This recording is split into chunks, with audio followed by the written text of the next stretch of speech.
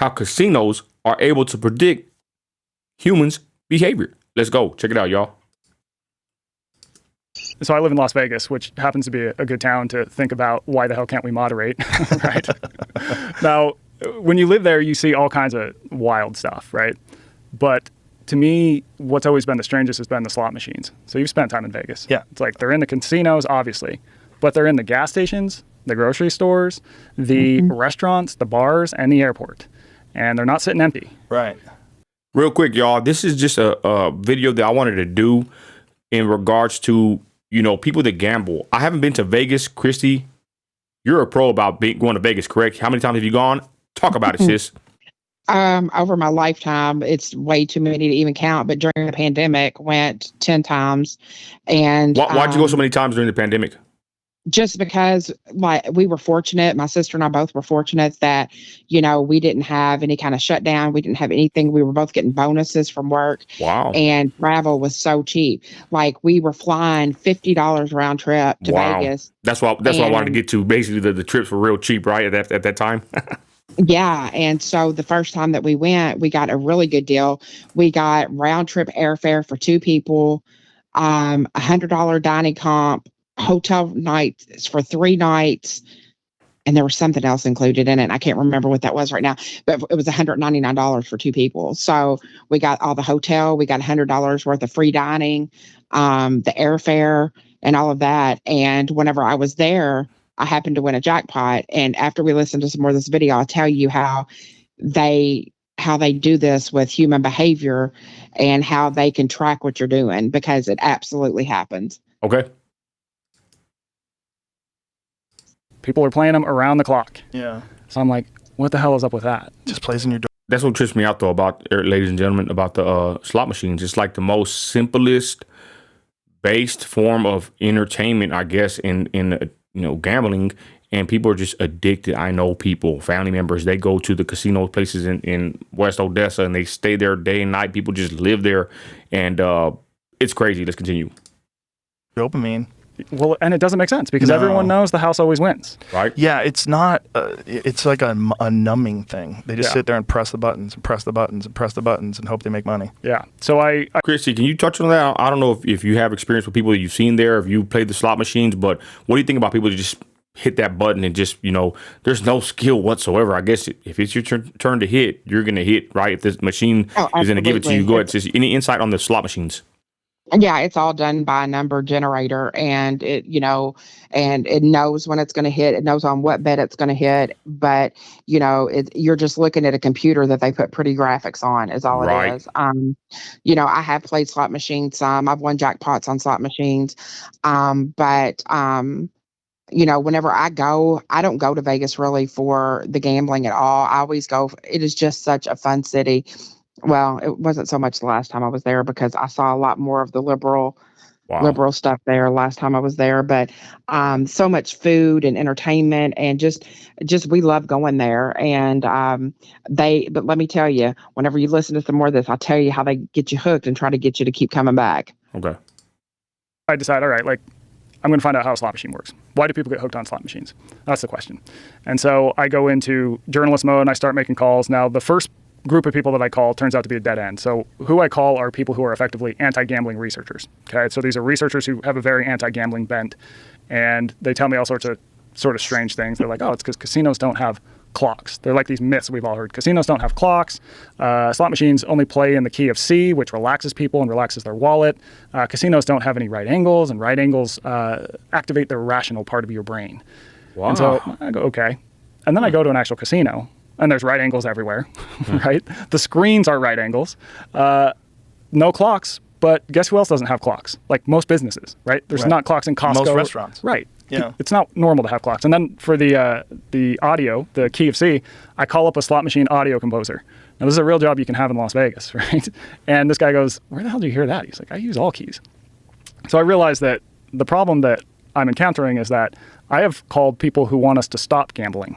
I need to call people who want us to start gambling, right? I got to follow the money on this. So long story short, I talked to a handful of people in town, and this leads me to this casino on the outskirts of Las Vegas. Now, it's brand new. It's cutting edge.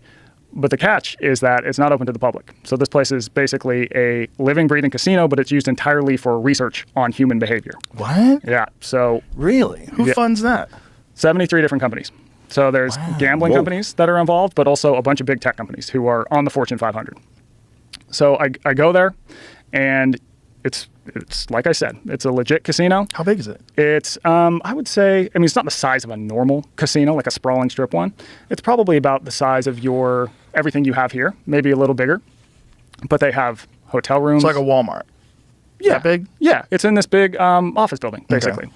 And they're basically looking at how everything that happens in a casino affects human behavior. So how does room design and the technology we're using in rooms affect behavior? How does betting with, say, an AI bot versus an actual human impact betting?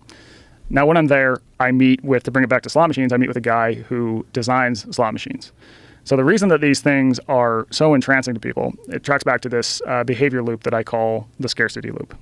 And this is basically a looping behavior that when people do it, they tend to get hooked on it very easy. So it's got 3 parts. It's got opportunity, unpredictable rewards, and quick repeatability. So opportunity, you have an opportunity to get something of value. So in the case of a slot machine, it's money, right? 2, unpredictable rewards. You know you're going to get the thing of value if you continue the behavior, but you don't know when, and you don't know how valuable it's going to be. So with a slot machine game, when those reels are spinning, you could win nothing. You could basically lose your money. You could win a couple dollars, or you could win a life-changing amount of money. It's enticing. It's a fantastic range of things that could happen. And then 3, quick repeatability. You can immediately repeat the behavior. So with slot machines, the average player plays about 16 games a minute. And that's different from all other habits. Like most habits, you don't immediately repeat them.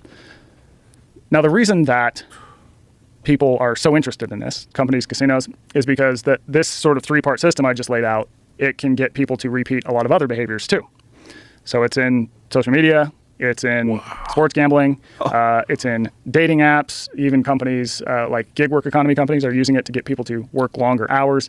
It's being leveraged by the financial industry in a lot of personal finance apps, and on and on and on. It's become, it's been embedded in so many of the products, even institutions that influence people's lives because it is so captivating to us. We tend to get hooked on this 3-part system.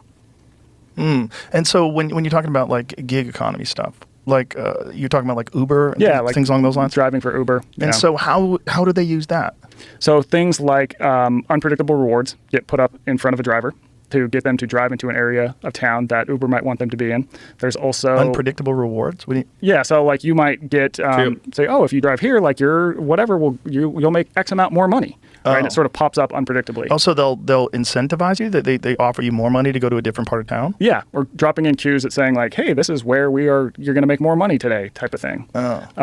If you think about it in terms of something like social media, it's like the opportunity is to get, say, status or likes or whatever it is, right? And then, say, a person posts, and then the rewards become totally unpredictable, right? You might get 2 likes, which is like, oh, that wasn't great. Or you might get hundreds of likes, which is like, oh my God. It's like playing a slot machine. It's the same exact architecture as a slot machine. And then you check and recheck. You're repeating the behavior all day.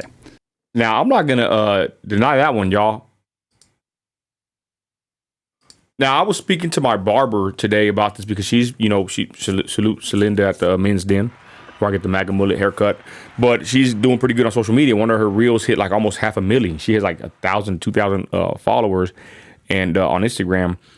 And I basically told her, gave her a couple of pointers on how to post. But it's kind of like what the guy said. It's kind of I see how posting could be like kind of a slot machine, sis. Basically, you post and there might be a reward at the end. You don't know. And really, it can be easily repeated due to being able to post again.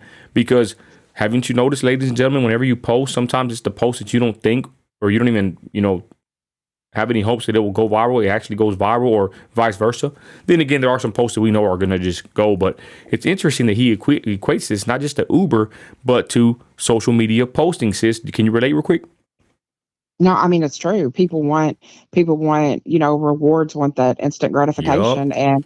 And that's what happens whenever people sit down in this slot machine. It's like, I've seen people that look like they're in a trance. Sis. I was at the Aria, which is just a beautiful, beautiful property on the Strip. It's an MGM property.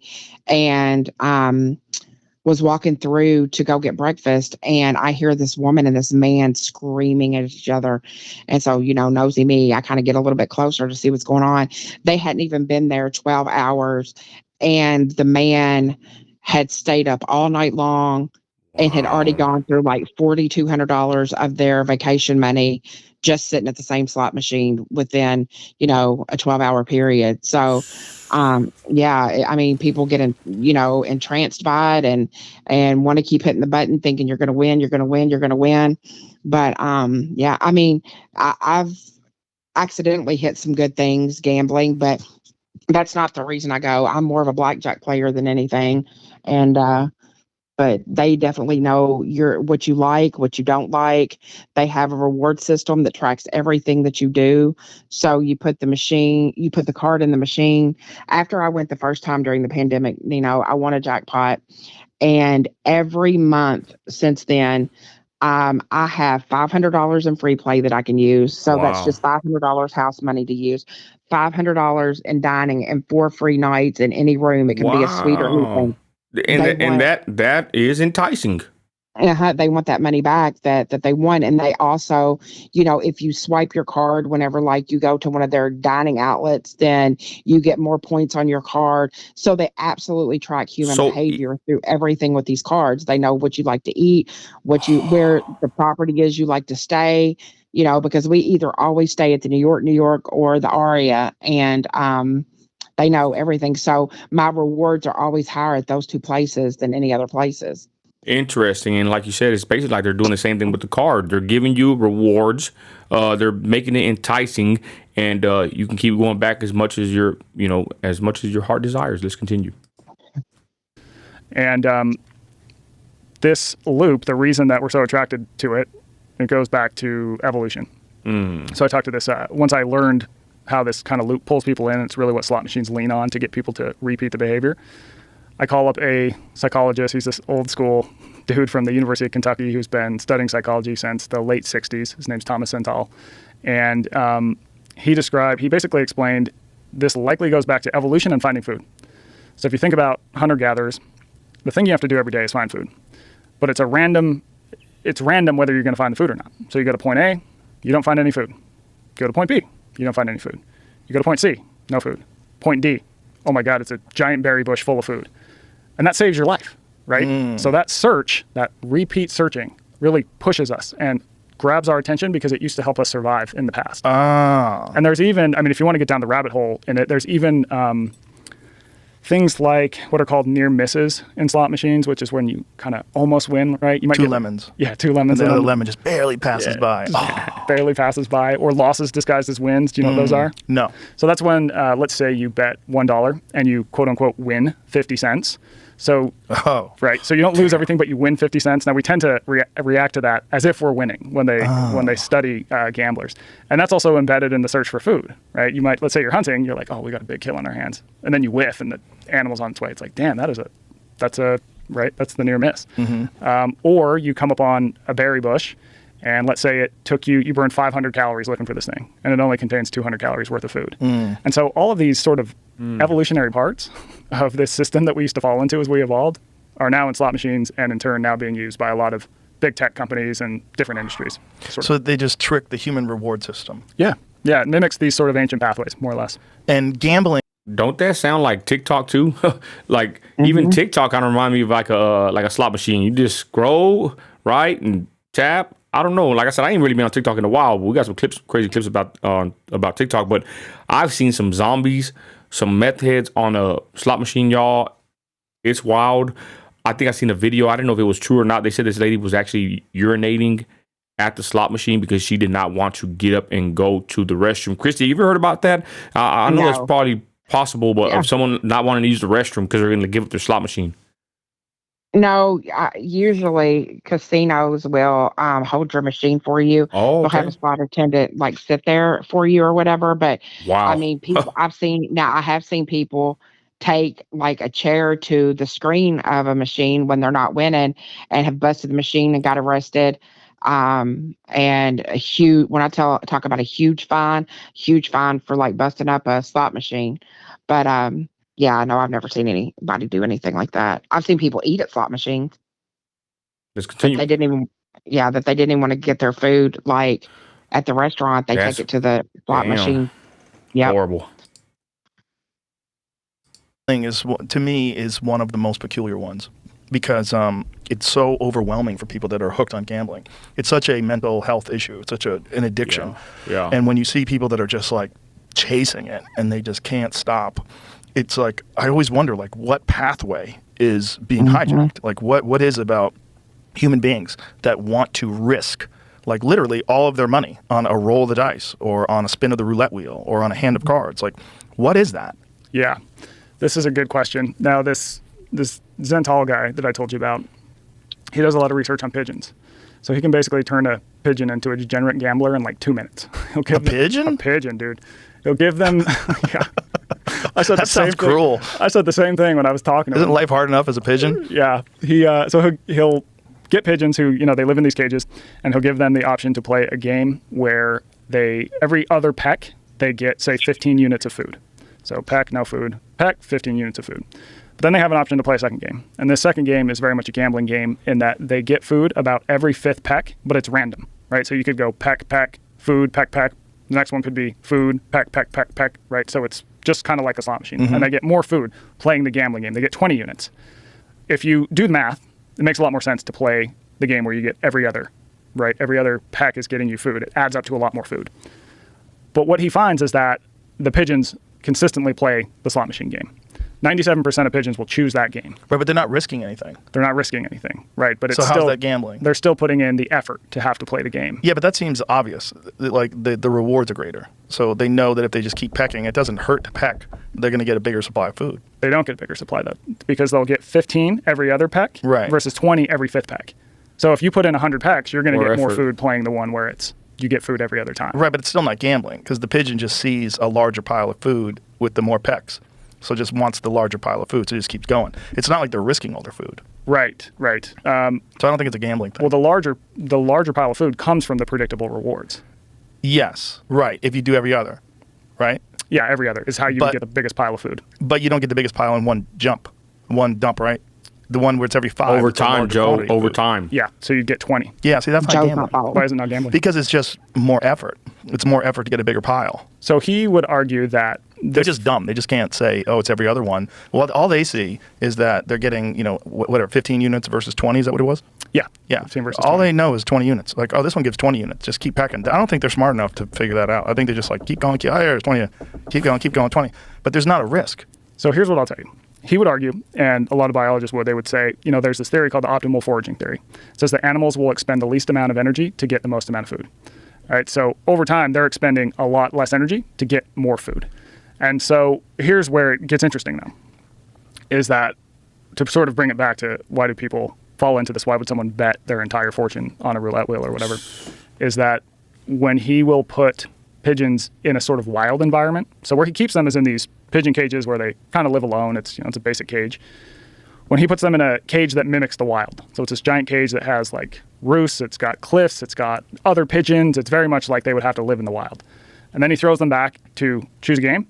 They start choosing the optimal game. Oh, yeah, interesting. Yeah.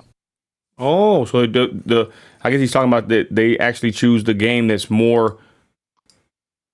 So I guess they choose the one that's the one that gives them the best. I guess less effort, more. They give them the better option, y'all. I'm kind of confused listening to Joe, y'all. Anyways, I digress. But go ahead, sis. Before No, Joe had it. Joe just couldn't understand what he was saying. Joe got confused also. What he's saying is that the optimal thing would have been to take the one that you definitely got food. So to just take food out of it, act like it's money. That you got money every other spin instead of more effort to. Yeah, versus having to getting a little bit more, but you don't know if you're going to get it on the first spin or the fifth spin. And ultimately, over time, doing the one that's going to give you more is going to take more of your money. So, but the reward was it gave you more than just like the every other being spin. Random. Yeah. Right. Yeah. And that wasn't really part. We're just reacting to this video, y'all. But I just want to say this that I come from I'm not gonna say I come from the ghetto, the hood, but I'm from Southside Midland. It's not really that bad, but I've seen the dice game go all night. And I've lost a lot of money on my knee, trying to hit a 7 or 11 or dodging the snake eyes. And I'm not going to lie, y'all, that's probably some of my worst times of being in the street was, shooting dice all night, drinking and drugging or whatever, because people start to get real desperate when they gamble. And all I got to say is, shooting dice in the hood, we would be like zombies, just in a circle, passing the dice. It's kind of a evil looking, or kind of a wicked. How can I say it? Kind of a weird, if you picture it right, but us just shooting dice in a circle all for hours like zombies, like what I'm saying. And the house, and guys, the house always wins, like they said. Like my best friend will go gamble, and he got the most money out of everybody. I don't know why he would even try to gamble, because he ends up leaving broker, and everybody's taking a piece of his pie. Because he has the most money, he should be taking them out. But I guess the guy had bad luck. It's probably a bad example. But I'm just saying, if it was us that had the money, why would we gamble, right? Think about that. But the casinos, they're not going to let you just win so easily. Somehow, like Christy said, they're gonna find a way to get their money back. And it's to me, it's kind of messed up but it's legal in certain states for them to use addiction to get paid. It's pretty crazy if you think about it. Final words, Christy, go ahead. I'm all over the place. My bad, y'all. It's a slow week. I think that you made some really good points, but they're going to look for any way they can. That's the reason they want you to use that rewards card at every machine, at every dining outlet, at every hotel stay, at every gift shop, because they are tracking everything that you spend. And it's so crazy because you see the offers that come into me. Like, one of the properties I've stayed at is the Bellagio. And although it's supposed to be one of the nicest, Aria has it beat a little bit now, but I just didn't enjoy it that much. I just thought that everything was really overpriced as far as food and stuff like that. And I just didn't really enjoy it that much. But all of my offers come back to the ones that I frequent the most, that I go to the most, like to eat or to whatever. So, yep, they know what they're doing. Well, there it is, y'all. Let us know in the comments what you think about gambling, human nature, pigeons. Did I make any sense in this video? Thanks for watching. Yes, you did. You're an American, you're a patriot, you got grit, act like it. We're out.